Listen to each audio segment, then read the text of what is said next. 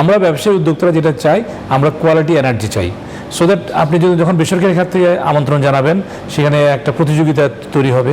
সে আন্তর্জাতিক বাজার থেকে কম্পিটিশন করে সে যদি নিয়ে আসতে পারে, তাহলে মনে করেন ভালো হবে। তো এখানে প্রাইভেট পাবলিক দুইটা পার্টিসিপেট করুক না, সরকার যদি মনে করে তারা মাইনরিটি শেয়ার হোল্ডিং করুক 30% 40%। জ্বালানি তেল আমদানি ও বিপণন কার্যক্রম বেসরকারি খাতে উন্মুক্ত হলে দেশের জ্বালানি নিরাপত্তা বাড়বে, খরচ কমবে বৈদেশিক মুদ্রার, এমনটি মনে করেন বিশেষজ্ঞরা। তাদের মতে আমদানি এবং বিপণনের পাশাপাশি অপরিশোধিত তেল শোধনাগার স্থাপনের সুযোগও থাকা উচিত বেসরকারি উদ্যোগের।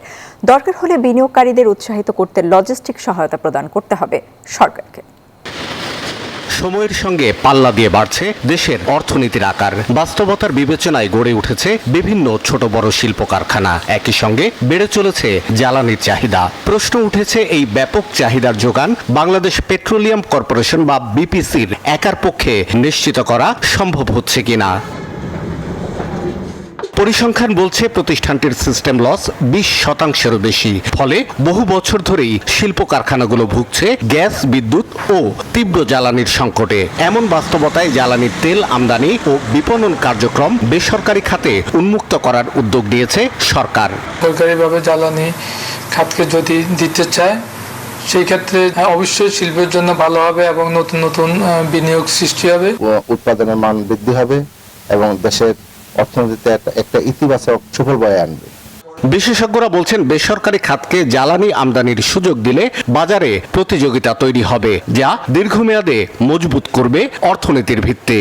ইকোনমি বড় হলে তখন হয় কি, প্রাইভেট সেক্টর ইন্টারেস্ট যখন গ্রো করে সেটাকে সুযোগ করে দেওয়া উচিত। কোয়ালিটি অ্যান্ড প্রাইসিং এর ব্যাপারে একটা কথা আসবে, তো সেটা তো রেগুলেটরি কমিশন যেটা আছে তারা দেখবে। যারা কোয়ালিটি মেনটেন করতে পারবে না বা প্রাইসিং এ কুলাবে না, তারা আউট অফ দ্য বিজনেস হবেই। আমরা ব্যবসায়ী উদ্যোক্তারা যেটা চাই, আমরা কোয়ালিটি এনার্জি চাই, সো দ্যাট আপনি যখন বেসরকারি খাত থেকে আমন্ত্রণ জানাবেন, সেখানে একটা প্রতিযোগিতা তৈরি হবে। সে আন্তর্জাতিক বাজার থেকে কম্পিটিশন করে সে যদি নিয়ে আসতে পারে, তাহলে মনে করেন ভালো হবে। সংকট সমাধানে কেবল ইস্টার্ন রিফাইনারির ওপর নির্ভর করে থাকার পক্ষে নন বিশেষজ্ঞরা। যুক্তি হিসেবে বলছেন, প্রতিষ্ঠানটির সক্ষমতার অভাব আছে। এ কারণে মোট চাহিদার অর্ধেকেরও বেশি পরিশোধিত জ্বালানি তেল বাংলাদেশকে আমদানি করতে হচ্ছে চড়া দামে। খরচ হচ্ছে বিপুল বৈদেশিক মুদ্রা। তাদের মতে, বেসরকারি উদ্যোগে রিফাইনারি নির্মাণ হলে কমবে পরিশোধিত জ্বালানির আমদানি। পৃথিবীতে কি সবচেয়ে সরকারি ওনারশিপের রিফাইনারি নাকি? প্রাইভেটলি ওন রিফাইনারিজ আছে মেনি। তো ঠিক আছে, আমাদের এখানে জিনিসটা যেহেতু ক্যাপিটাল ইন্টেন্সিভ একটা ভেঞ্চার হবে, তো এখানে প্রাইভেট পাবলিক দুইটা পার্টিসিপেট করুক না, সরকার যদি মনে করে তারা মাইনরিটি শেয়ার হোল্ডিং করুক 30% 40%।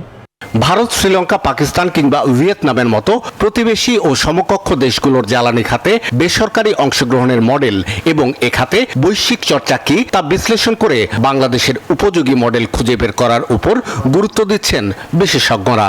তাদের মতে, দেশের বৃহত্তর স্বার্থেই বেসরকারি উদ্যোগকে এই খাতে সম্পৃক্ত করা উচিত। আর তাহলে দ্রুত জ্বালানি সংকটের সমাধান হবে এবং সুফল পাবে সাধারণ মানুষ, চাঙ্গা হবে সামগ্রিক অর্থনীতি।